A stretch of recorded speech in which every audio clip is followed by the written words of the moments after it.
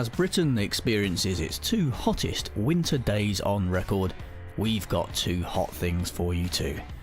Bob's on the coffee, and I've got a steaming mug of tea.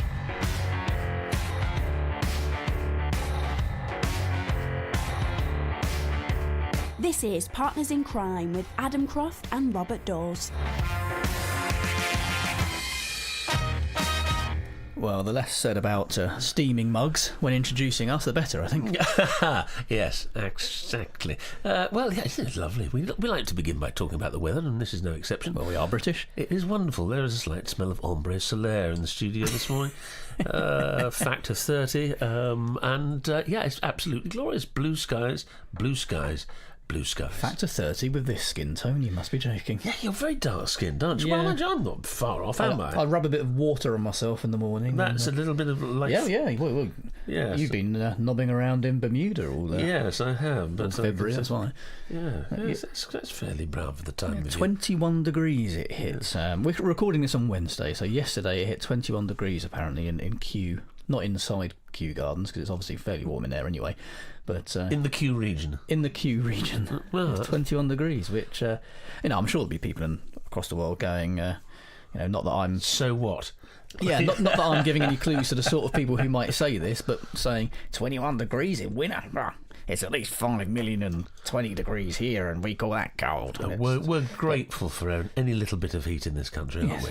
Yes. Until we get too much heat, and then we moan about that. The thing is, being in the UK, where we've on the whole got a fairly interesting, changeable climate, which temperate. We're never quite happy. No. With any particular season, I think, which is a shame because we have some lovely seasons. It's too hot or it's too cold, and to be honest, we, as Brits, we like whinging.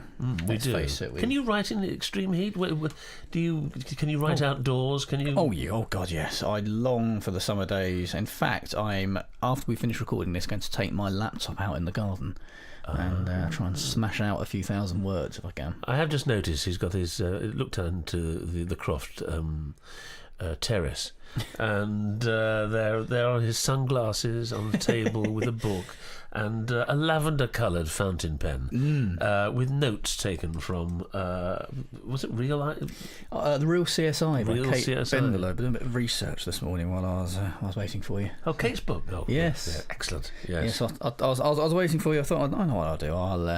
I'll get on because I find it very difficult to write when I know I've got things coming up later on. Yes. If that makes sense. I don't like to be clock watching. I like to get everything done out of the way and then I go right. Poof. I can. Well, you're a very organised person, far more organised than myself. I'm sort of, I'm just not organised at all, really.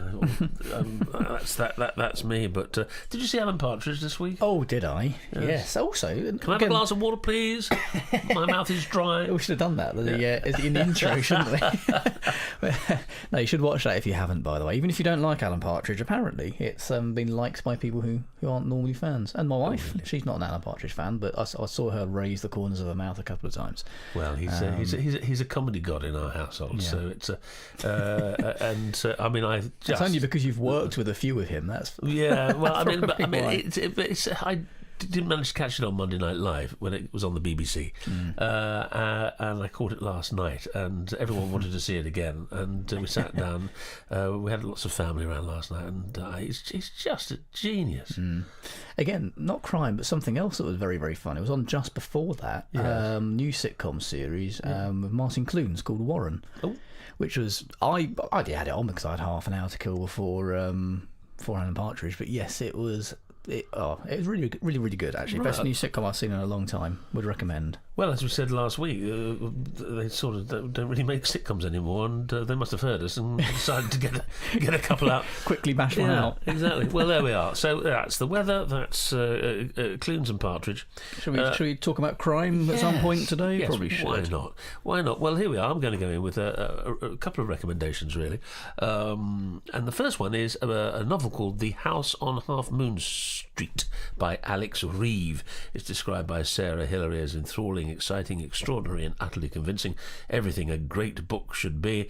Red Magazine, wonderfully atmospheric. Each page carries the whiff of sulphur and gaslight. That will give you a clue to its setting. And this is what it's about. Everyone has a secret. Only some lead to murder. Introducing Leo Stanhope, a Victorian transgender coroner's assistant who must uncover a killer without risking his own future. When the body of a young woman is wheeled into the hospital where Leo Stanhope works, his life is thrown into chaos. Maria, the woman he loves, has been murdered, and it is not long before the finger of suspicion is turned on him, threatening to expose his lifelong secret. For Leo Stanhope was born Charlotte, the daughter of a respectable reverend. Knowing he was meant to be a man, despite the evidence of his body, and unable to cope with living a lie any longer, he fled his family home at just 15 and has been living as Leo ever since, his secret known to only a few trusted people. Desperate to find Maria's killer and thrown into jail, he stands to lose not just his freedom, but ultimately his life. From the first page of Reeves' masterful debut, we are plunged into murky Victorian London. This is brilliantly gripping, unsettling Gothic tale of murder, identity and desire, says Diva. Highly original, says The Guardian. And the Sunday Times says creating a genuinely original protagonist in historical crime fiction is difficult. But Alex Reeve has succeeded. An intriguing murder mystery and a complex portrait of a man isolated by his awareness of who he truly is. So that's The House on Half Moon Street by Alex Reeve. Victorian transgender detective. Yes, yep. Oh, yeah. Blimey. Well, I think that's. I've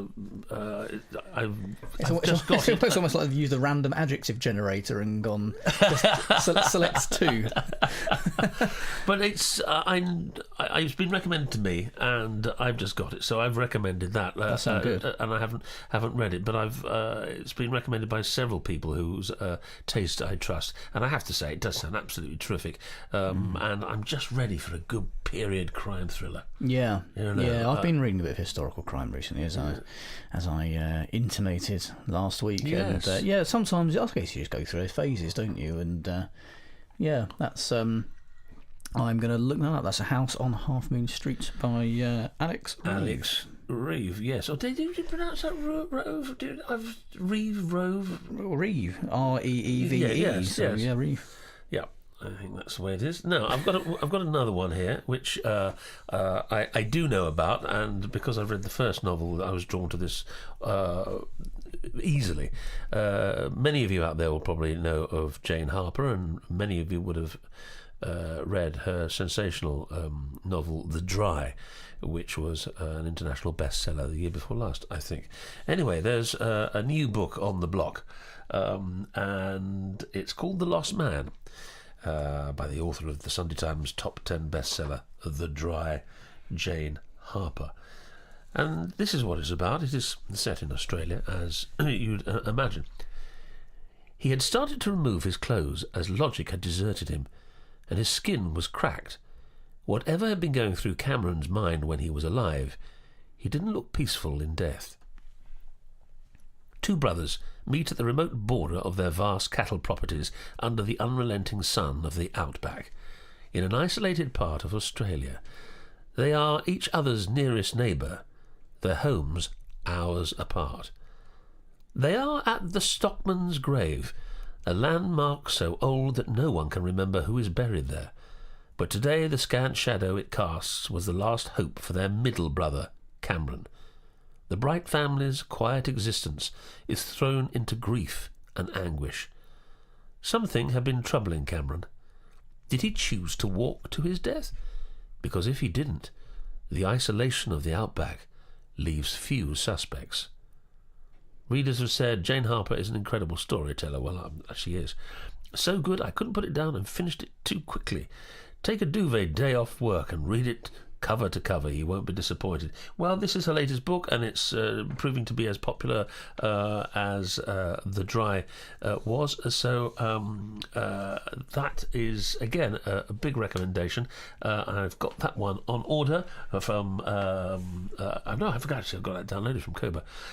So I've got that one waiting as well. So they're two books I haven't read yet, but I'm recommending them on the back of recommendations from friends, and I will be through them, and I will report on my thoughts thoughts in greater detail over the coming weeks. Where do you suggest people should get those books from, should they want them? God, just give us a second. No, I give up. Well, I personally would suggest, if you like the sound of The House on Half Moon Street by Alex Reeve, or The Lost Man by Jane Harper, you should probably head over to kobo.com. Yes. If you are a new listener to Partners in Crime and have not bought a book from Kobo before, head over there, enter the promo code CRIME at the checkout.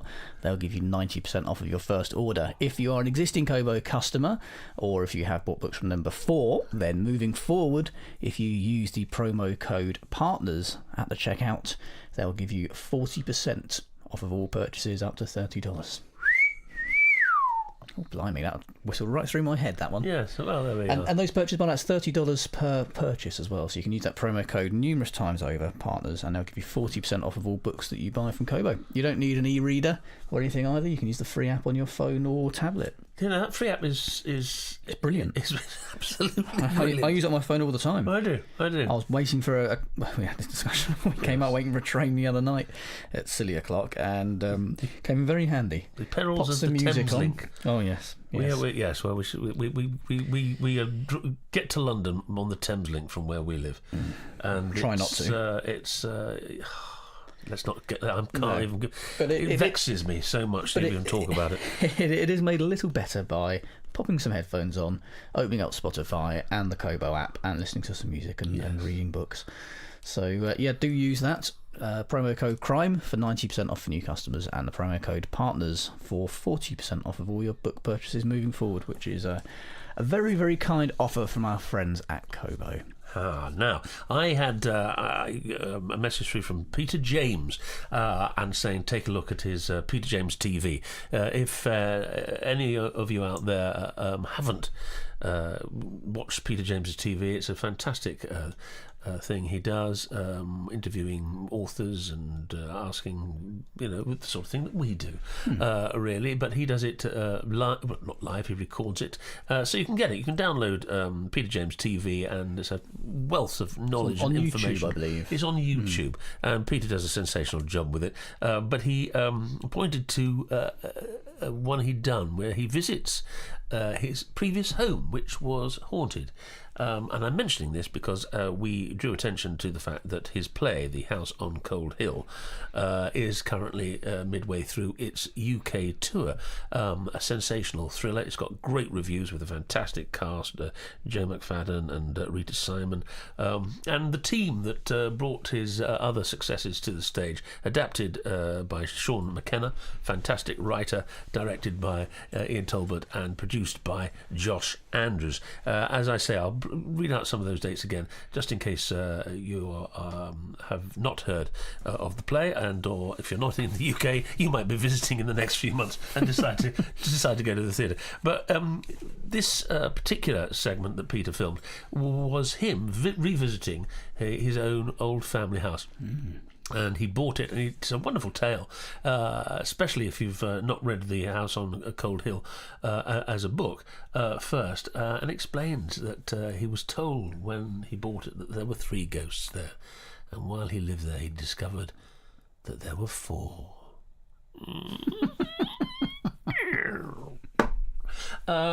So full of things that go bump in. Was that your spine again? Yeah, that's it. Oh God, I must go to that chiropractor. That's Bob stretching. Yes, it's never a nice sight and an even more unpleasant sound. Anyway, so watch that if you're interested. Only if you're going to see the play or if you haven't read the book. But for all things Peter James, and for all things about all authors, listen in, view into Peter James TV, talking about his experiences in his haunted house. So let me just... So I was going to say, I very much liked you amending listen in to view in, and hoping that Nobody would have noticed, and it still made sense. Just to let you know, it didn't. Yes, it's editing on the spot. That's why you can always tell when I'm doing it, because I'm usually stuttering away like a mad person. But anyway, so from March the 4th, it is at the Theatre Royal in Brighton. This is the House on Cold Hill. Then from April the 8th of the week, it's at Richmond, the lovely Theatre on the Green in Richmond.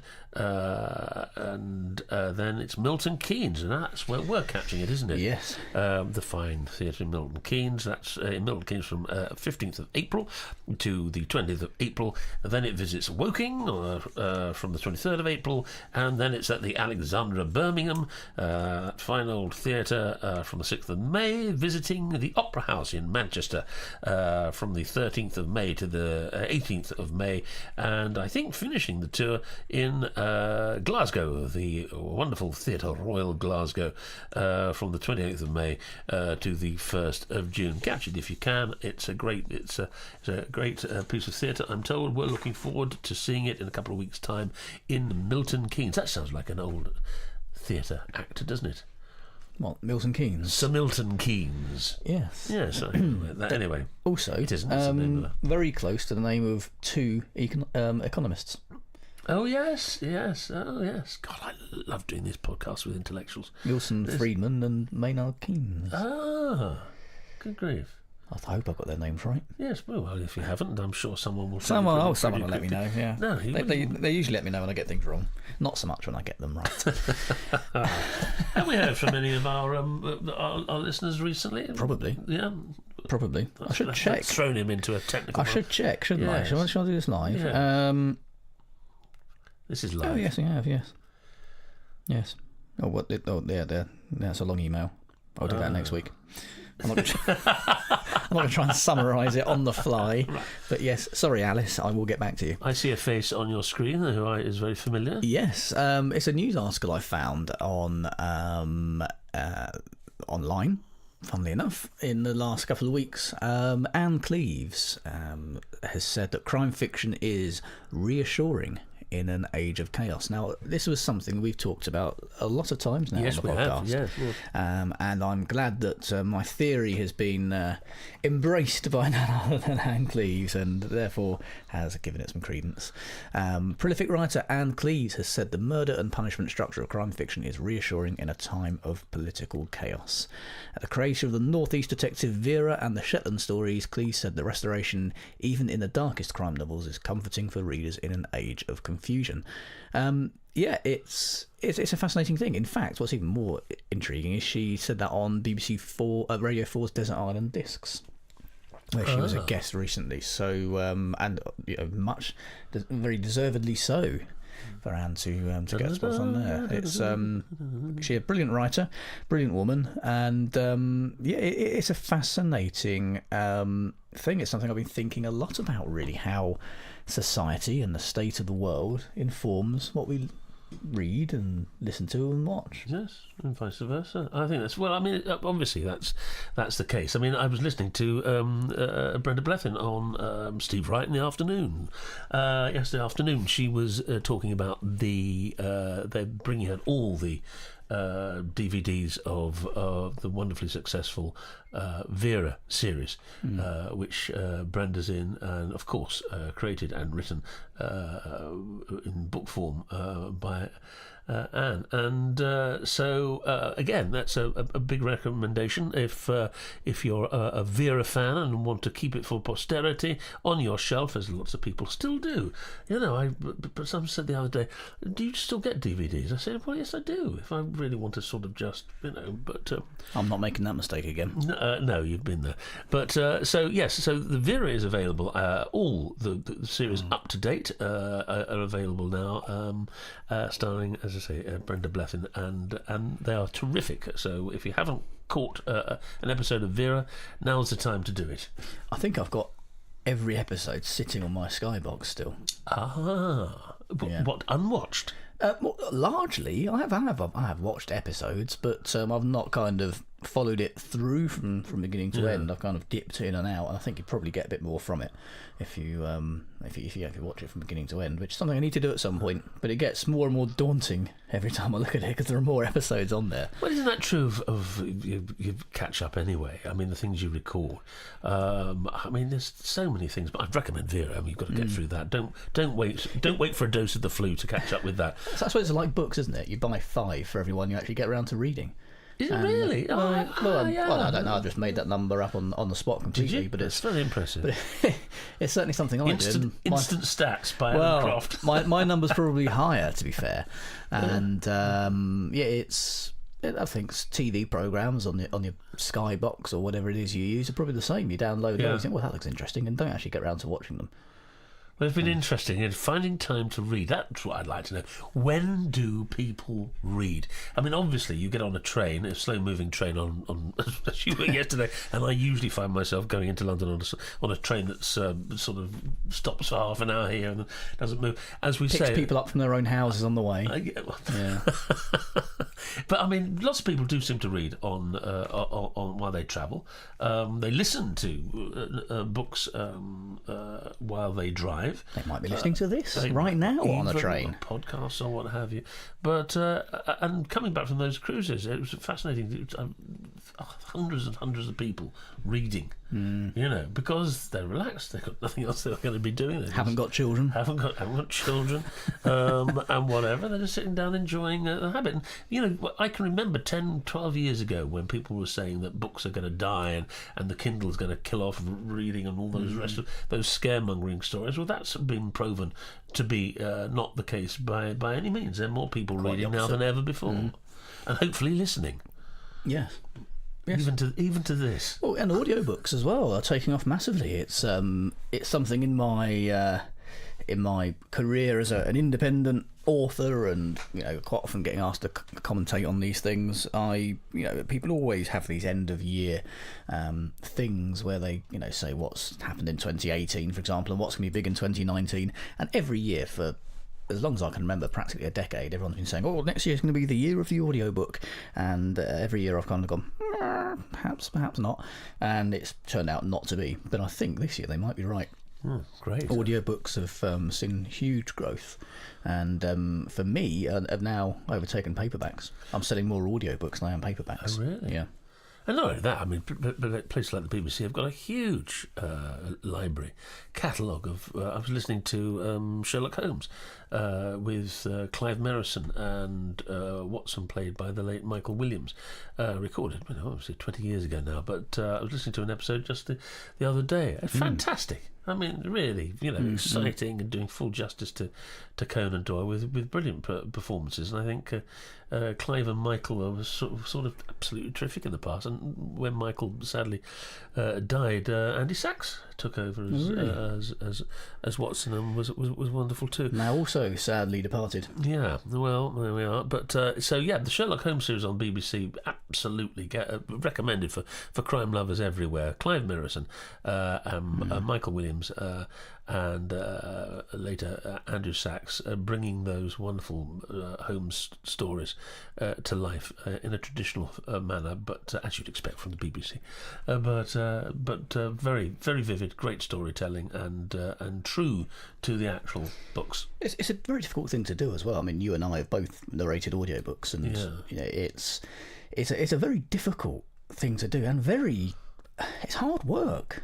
The preparation you need to do a book, I mean, it's just extraordinary. You've got to know the characters. They've got to have distinct voices. And you can't do it on the hoof. I mean, I can remember I was working with, doing a radio with Amelia Fox a couple of years ago, and she was preparing. I've lost my name drop alert button again. It's just over there. And she was doing a book couple of days afterwards, and she was preparing, and I looked down, and she had all these different highlighted parts of this text. Yellow colours, lavender colours, orange colours, and whatever. I mean, it was. I look when you said lavender. Yeah, but it was extraordinary. And I said, "What is that?" She said, "Well, that's my method, because that's a different accent, that's a different character, that's the general narration." So she says, "I need that to be able to navigate my way through the many different, the many It's little different things characters." like female voices. It's not just a case of doing them a bit higher, but women have a different pattern of speech and different rhythm to their speech, and it's all of that. And your female voice is very good. I've heard you use that a couple of times, and it's very impressive. Well, yeah, it's not bad in my audiobooks either. It's hard work as well, though, isn't it? I find you can only do about 2 hours or something of that a day. Otherwise, you just kind of run dry, and you start to feel your voice degrading. I mean, you're much more experienced at it than I am. But well, even so, you come a cropper. I can remember doing one of your books or whatever, and all of a sudden there's a bit I'd missed about a character being Greek. And that threw me into a write-off. I thought, oh my God, I remember that. My Greek accent isn't what it should be. So I got an all-purpose Eastern Mediterranean accent instantly out of the out of cobwebs and got on with it. So yeah, it is, and they take a lot of time. They take a lot of time to get right. So. Well, which is why I no longer do my own. That's why I no longer do my own audiobooks. The Nightingale House ones are now being handed over. It took a while, actually. That's why the last couple haven't been in audio up until now, and they're about to be released, because I wanted to make sure I had the right person. Yeah. Somebody who, you don't want, as listeners, probably don't want, 6 books into the series, characters' accents or voices to suddenly change, and But yeah, very, very, very happy with the new narrator, so more on that soon. I'm about more or less done, I think. I'm itching to get back out into the garden with my laptop and finish writing my next book. So well, yes, I mean, that's a morning cup of coffee in the garden with your sunglasses on, with my lavender fountain pen. With your lavender fountain pen. Let's not get into your fountain pen collection. And looking at reading Kate's book for notes. Should be delighted. Yes. Yeah. Another fine book for early morning research or whatever. And are you doing that for Kempston? No, just in general, really. Try to keep topping up, and there's so much to learn. With grueling facts of murder. Yes, yeah, reading about blood spatter patterns, and just the usual kind of Wednesday morning antics. Yes, okay. Well, I wonder what writers of romance research in the same way that writers of crime research. Try to think. Yeah. Yes, I realise I probably shouldn't. But it's much more fun than our research, though. Yes. Erotic clothing brochures. We're in the wrong business, aren't we? Yeah. I should just point out again, if you like any of the books we've recommended on today's show, or if you just fancy a good read while the weather's nice, and hopefully it still will be by the time you hear this, then head over to kobo.com. If you're a new listener to Partners in Crime, use the promo code CRIME at the checkout for 90% off of your first book. And if you're an existing Kobo customer, you can use the promo code PARTNERS, and they will give you 40% off of all the books you buy moving forward, which is an astonishing offer. That's getting all of your reading at practically half price. Yeah. Overnight. I mean, I'm beyond commenting on that extraordinary thing. That's wonderful. But we do have, I must say, listeners, work begins on the new Partners in Crime studio tomorrow. It's all lined up. I mean, it's not going to be quite like the multi-billion pound extension to BBC Broadcasting House, but in its own way, it's just as monumental and impressive. Yes. I think I've probably worked out. I've probably got about another 2 or 3 episodes to record here. Yes. In Studio 1 before moving. We move out. Just put a little plaque on the wall so remembered this is where it started. Yes. And then we move downstairs and nearer the garden. Nearer the garden, yes. And whatever. Yes, and the new studio/office extension. Oh. God. Yeah. How many builders have you got working on it? I don't know. They haven't turned up yet. It's only a conversion, so apparently it'll only take a couple of weeks. We'll see. We'll see. I'm not paying them by the hour, so I don't mind how long they take. Fantastic. Are you going to call it anything? Partners in Crime Studio? We'll think about Adam's Den? We should take some suggestions, I think. Shouldn't we? Yes. Seeing as I'm going to be reading out some emails next week. I think I might supply some suggestions myself via email. That'd be quite interesting. So yeah. Okay. I was about to give out my personal email address there. hello@partnersincrime.online is the one you want, or Crime Fic Podcast on Twitter, or get yourself in our Partners in Crime Facebook group and chat crime amongst other like-minded people, and come up with some suggestions for the name of the new office. That would be lovely. What about transferring all this wonderful equipment down to the studio and doing that? That's probably what's going to take a bit longer. I've got new furniture going in, so it's just a case of moving computer gear and bits and bobs down. But it doesn't all have to be done in one day. I've got I can run them both side by side. Well, if you need any help, just don't ask me. Partners in Crime was presented by Adam Croft and Robert Dawes and produced by Adam Croft. The theme tune was by the Caesareans. The Partners in Crime logo and imagery were designed by Stuart Beisch. Partners in Crime is sponsored by Kobo, your favourite local bookshop, perfected.